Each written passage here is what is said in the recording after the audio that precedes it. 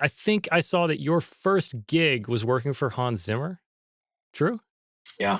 Yeah, Well, true. like A, how'd you get that gig? And B, was it epic?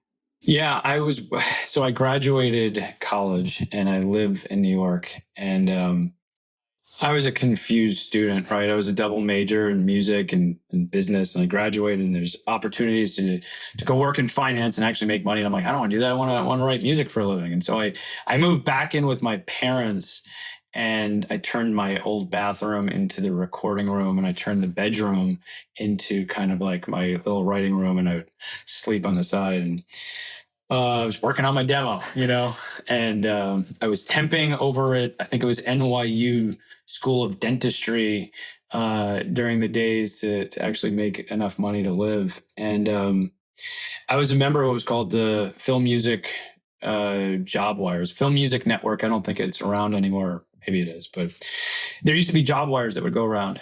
And there was a job wire that just said, major composer looking for assistant, and it didn't give any information because you had to submit it directly to the Film Music Network. And I just started calling every composer's office I can get a hold of. I eventually, I called Hans Zimmer's office and I spoke to the assistant and I said, "Are you guys looking for the assistant?" And they said, "Yeah, actually, yeah, we are." I said, "Okay, is there any chance you can put this resume directly on his desk?" And they're like, "No, absolutely not." And I begged and pleaded. I was like, "Please, you don't understand. This is make or break." And I really kind of went all in. And she didn't put it on his desk, but she put it on the right hand person's desk. And I got a call that night, actually, which they didn't realize I was in New York. And so they called me. It was probably like 11 o'clock at night. Like, "We don't know how you did this. We don't know how you got this directly on our desk, but if you're interested, you come in for an interview." And I was like, "Oh, great. I'll be there in a week. I'm in New York. I'll fly out." They're like, "No, no, no. Either you're here tomorrow or you're not." So I got on I told my parents, I remember waking them and telling them that night that I have to go get on a plane. And they took me to the airport like 5 a.m. the next day. I got on the first flight. By like 10 or 11, I was over at remote control, which is Hans's office. And they interviewed me and they said, "All right, we'll give you a shot starting right now." Like, they were impressed that I kind of made it there. And I had a cousin who lived there in Venice, and he put me up on his couch for a number of months, and that began my journey out to California. And I've lived in California ever since. That's an awesome story. That's so good.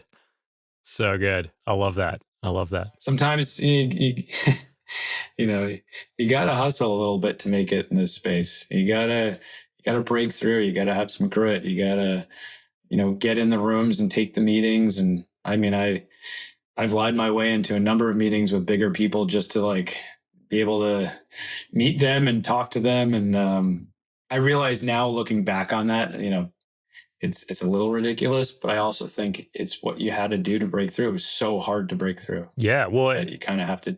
it set you apart. That's the only reason you got that interview, is because you figured out how to get the resume on the desk. And then the fact that you made it to the interview, Yeah, they were like, "Well, I mean, we have to hire him. He made it."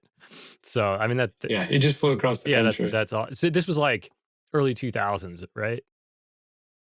Yeah, Yeah. beginning of 2003. Yeah, I came to LA in 2006, and the studio scene was similar. It was like, I'm coming out there. Do you have any openings? Like, not if you don't live here.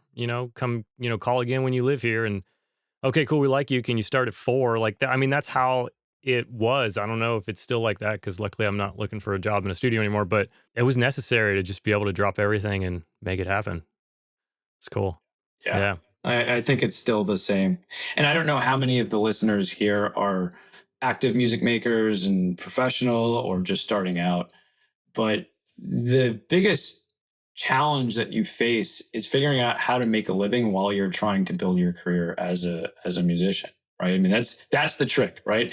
Yep. Unless you have like a trust fund that you can live off of, it's like, I don't have money and nobody's paying me to write music. How do I do this? How do I make this transition? And I think the best path is to work for people that are doing what you want to Hmm. do, for studios, for companies. Get in the music space however you can. If you have to move, you got to move. If you got to, if you can do things remote, that's great. But you need to be in it.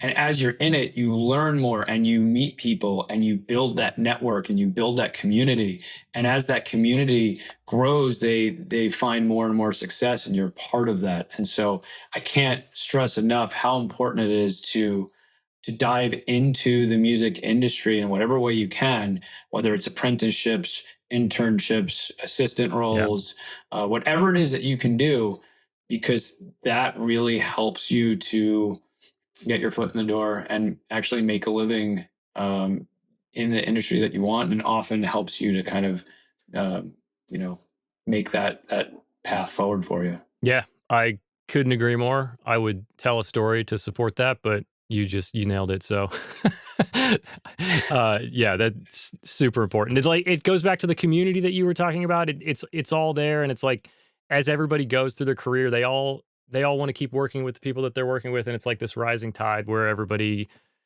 they work with their friends that they were cleaning bathrooms with in the studio, and that's just how it is.